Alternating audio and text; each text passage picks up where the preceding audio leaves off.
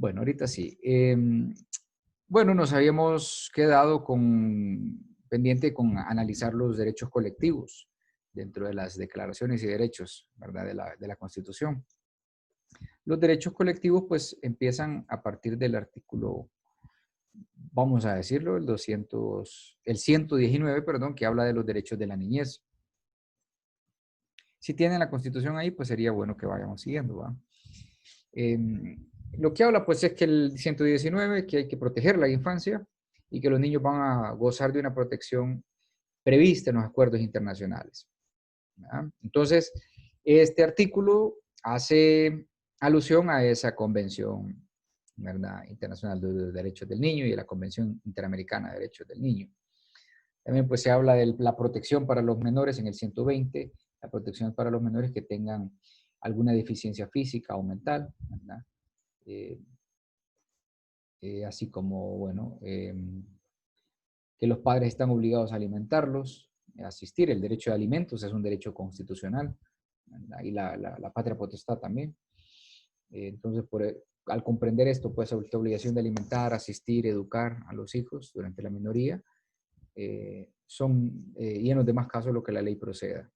El Estado debe brindar protección a los menores cuyos padres o tutores estén imposibilitados económicamente. Esta es una aspiración, porque ya sabemos que no, ¿verdad? Pero incluso el Código de Familia habla de un artículo de que el Estado está obligado a brindar apoyo económico, incluso a los padres que tengan más de 5 hijos, ¿ya? Y que no tengan posibilidades económicas de mantenerlos. Entonces, es cuenta pendiente. Eh, ya el 122 habla del derecho de los menores infractores, que está contemplado también en el Código de Niñez y Adolescencia, que la ley va a establecer una jurisdicción y un tribunal especial que va a conocer asuntos de familia y asuntos de menores, ¿verdad? Y que no se permite el ingreso de un menor de 18 años en una cárcel o en un presidio. Por eso a los menores se les manda a un centro, ¿verdad?, de rehabilitación, por decir así, o reeducación. El 111, si retrocedemos, ya habíamos hablado de ese, pues habla del derecho a la familia.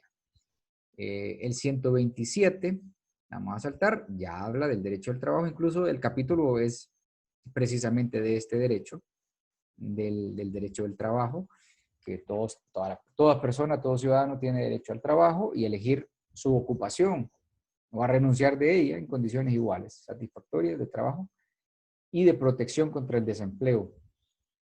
En muchas legislaciones, pues encontramos, eh, ahora pues también se está incluyendo en nuestras legislaciones los fondos de pensiones, ¿verdad?, que son o incluso cuando nosotros optamos a un crédito, ahora cuando optamos a un crédito, prácticamente pues estamos sometidos a pagar un seguro de desempleo, que en caso de caer en desempleo, pues entonces haya una reserva que vaya a pagar por lo menos 6 meses las cuotas pendientes si nosotros no tenemos empleo durante ese periodo, ¿verdad?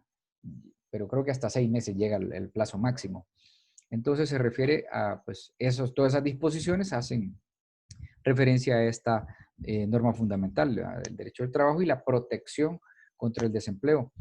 En otras legislaciones, como les digo, existe, pues, normas laborales más proteccionistas, ¿verdad?, que incluso pues le dan un subsidio a las personas, un subsidio por alimentos o incluso en monetaria, ¿verdad? Países de Europa, países como Estados Unidos, tienen esas condiciones. De hecho, bueno, por ejemplo, en España hay mucha polémica porque mucha gente se va al paro, le llaman allá, el paro, pues que se van, renuncian o al perder su trabajo, no, no, no buscan otra fuente de trabajo, sino que se acomodan a esa pensión que les está pasando el Estado. Y esa pensión que está pasando el Estado son fondos que están dentro de un mismo presupuesto para las personas jubiladas, por ejemplo. Entonces, ¿qué sucede? Que las personas que sí han laborado toda su etapa laboral, a veces no tienen el acceso a su jubilación o su jubilación es muy tardada porque mucho del presupuesto se va al paro, ¿verdad? Y ahí hay una gran polémica. En Estados Unidos, por ejemplo, también hay otro gran ola de ciudadanos americanos que hacen esto, ¿verdad? Y se conforman con vivir de la pensión y no más, ¿verdad? Entonces, es un riesgo esto, es un riesgo. Debería de regularse o ser un poco más cuidadoso en el caso de esa legislación. En el caso nuestro, pues, eh, prácticamente solo los bancos, y los bancos lo hacen precisamente para proteger su propio capital, ¿no? Que pues es uno mismo el quien paga en la cuota, va un porcentaje ahí de ese seguro de desempleo. Bueno, también se establece pues que las leyes que rigen las relaciones patronales en el 128, las relaciones entre patrones y trabajadores son de orden público y son nulos los actos, estipulaciones, convenciones que impliquen la renuncia, disminuyan, restrinjan o tergiversen las garantías, las siguientes garantías, que son la jornada de trabajo, no puede exceder de las 48 horas a la semana y ni 8 horas diarias, y solamente también habla de la jornada nocturna, ordinaria, nocturna, y las otras jornadas extraordinarias, ¿verdad? Que se refiere el mismo Código del Trabajo. Entonces, vemos que estas disposiciones son eh, replicadas en la disposición laboral. Yo siento que pues también pudo haber sido quedarse allá, no solamente enunciarlas aquí.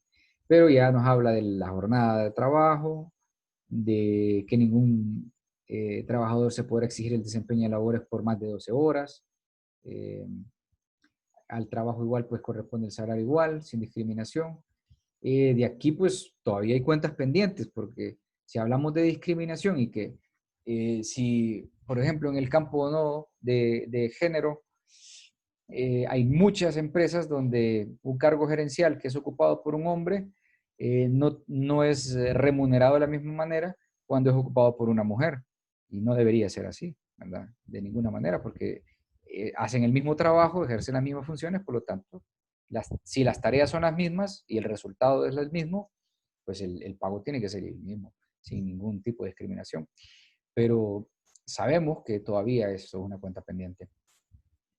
Eh, bueno, los créditos también a favor de los trabajadores, salarios, indemnización, demás prestaciones serán singularmente privilegiados. Es decir, eh, hay algunas, de hecho el mismo Código del Trabajo establece que no se pueden embargar por ejemplo, un porcentaje, ¿no? Como el porcentaje de los alimentos, hasta el 50%.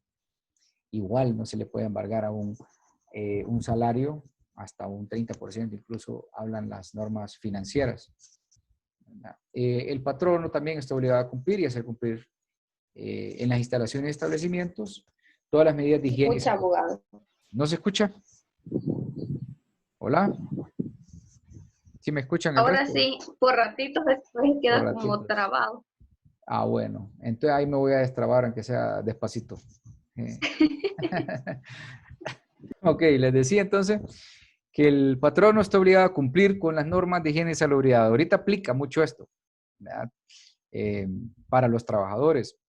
Es decir, que si un patrono obliga ahorita, en este momento de pandemia, a los trabajadores, usted tiene que venir a trabajar porque yo se lo ordeno y si no lo despido, puede ser una causa justificada de despido, ¿verdad?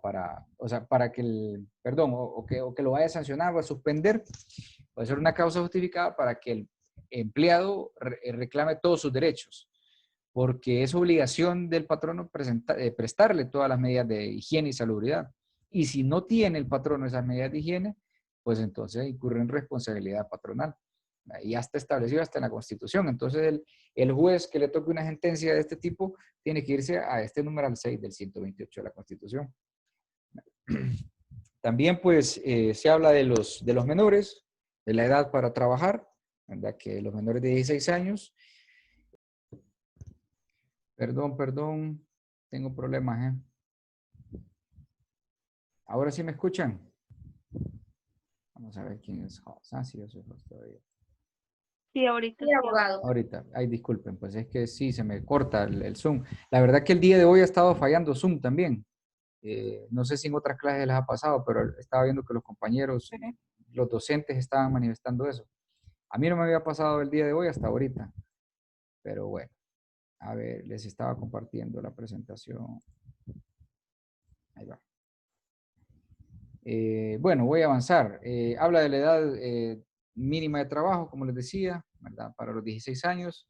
Y en el numeral 13 del mismo 128 se reconoce el derecho a la huelga y al paro que tienen los empleados o los patronos. Ahí que la ley especial, que es el Código del Trabajo, establece cuáles son las reglas para eso. Luego, pues, tenemos un derecho de la salud y al medio ambiente que está estipulado en el 145, ¿verdad? Para mencionar esas circunstancias principales. El 145, pues, habla de eso, el derecho a la protección de la salud y que es deber de todos participar en la promoción y preservación de la salud. Entonces, ahorita, por ejemplo, estamos todos en esta situación de estar participando. El 142 habla de la seguridad social, que toda persona tiene derecho a la seguridad social y a sus medios económicos de subsistencia en caso de incapacidad para trabajar, ¿verdad? Cuando una persona, por ejemplo, tiene un accidente de trabajo, pues tiene derecho a que se le proporcione un medio de subsistencia, que es un salario o una parte de su salario. Eso pues lo hablábamos, al menos con los que estuvimos en Laboral 2, ¿verdad? Hablábamos de eso de la seguridad social. Y bueno, para los que la han llevado, pues supongo que también han tocado ese tema, ¿verdad? De todo lo que requiera pensiones por vejez, pensiones por incapacidad física, o incluso la asistencia, ¿verdad? A un sistema sanitario de parte del Estado o de parte del patrono. Por eso es que existe el Instituto Hondureño del Seguro Social, ¿verdad? Que tiene su fundamento en este artículo de la Constitución, el 142 y los siguientes. Entonces, de ahí radica su razón de ser. Luego encontramos en el 151, obviamente, un derecho a la educación, que es una función esencial del Estado, la conservación, el fomento y la difusión de la cultura. Entonces, también el párrafo segundo habla de la educación laica, del 151, hablando siempre. Habla de que la educación es laica, no se puede imponer, ¿verdad?, una religión, y que se fundamenta en los principios esenciales de la democracia, se inculcará y fomentará en los educandos profundos sentimientos hondureñistas y deberá vincularse directamente en el proceso de desarrollo económico y social del país. Por eso es que llevamos la clase de cívica desde la escuela, ¿no? Nos van inculcando ese sentimiento hondureñista y patriota, ¿verdad?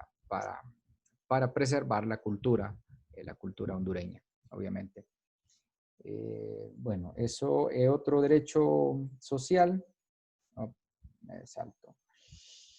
Es el que tenemos enmarcado en el artículo, a ver, que me olvido. A la vivienda, el 178 habla de la vivienda. Se reconoce a los hondureños, pues el derecho a la vivienda digna. De hecho, hay un programa del Estado que se llama así, ¿no? Vivienda digna. Y está orientado precisamente en esta disposición constitucional, ¿verdad? Que el Estado también, el 179, habla que promoverá, apoyará, regulará la creación de sistemas y mecanismos para la utilización de los recursos, tanto internos como externos, a ser canalizados en el problema habitacional. De hecho, hay un banco de parte del Estado que es Banprovi, el Banco Nacional para la Producción y la Vivienda, creo que es la denominación, la nomenclatura de ese banco, y que ofrece obviamente tasas de interés preferenciales para la vivienda, preferenciales respecto del resto de la banca, ¿no? De la banca privada. De hecho, le otorga a la misma banca privada fondos para que pueda prestarle a los ciudadanos que puedan reunir los requisitos, créditos para la vivienda. Entonces la mayoría pues hemos optado por esos tipos de programas. Sin embargo, pues hay que tener requisitos, ¿verdad? Tener un salario fijo y cosas como esas. Entonces, falta quizá pues programas un poquito más extensivos a todos los hondureños para que podamos acceder todos realmente a un crédito que nos permita una vivienda digna. porque ya sabemos que hay un problema también habitacional tremendo. Aparte incluso de nuestros problemas demográficos, por decir así, se deben al problema de vivienda. Si no, pues si miramos nuestra capital, es un desorden tremendo porque no ha habido un programa de vivienda bien estructurado. Veo más casitas casi unas encima de otras. Entonces, debería establecerse planes de urbanización también en esto, ¿no? Por eso habla el mismo artículo 78 de eso. Bueno, el 180 habla de los créditos que les mencionaba, los créditos de los préstamos internos y externos del Estado, que el Estado obtenga para fines de vivienda sean regulados por la ley en beneficio del usuario final. Sin embargo, bueno, no es que tengamos los mejores planes, los mejores créditos nosotros de vivienda. Nosotros, de hecho, pagamos tasas altas por vivienda. Ahorita la tasa más baja creo que es del 8.5% anual, pero en la mayoría de los países del mundo la tasa más alta es de un 4%, de un 6%, y eso ha sido por muchos años. Y a nosotros nos vienen a vender ahorita la idea de que tenemos un 8%, 8.5% de Banprov y como que han hecho lo máximo, ¿no? Sí, han bajado, pues, porque antes era del 12, pero igual, bien se puede bajar mucho más. Entonces, llegar a esos niveles, ¿no? Si es que realmente hay intenciones de favorecer a las grandes mayorías. Y bueno, básicamente ahí finalizamos con lo que son los derechos individuales y colectivos y sociales contemplados en la Constitución. Ya lo que después nos viene es bueno, esta presentación habla de los derechos humanos, ¿verdad? Se las voy a dejar también en el Moodle para que pues sea de estudio, pero básicamente era la primera, la anterior, la diapositiva anterior que les quería presentar, donde expone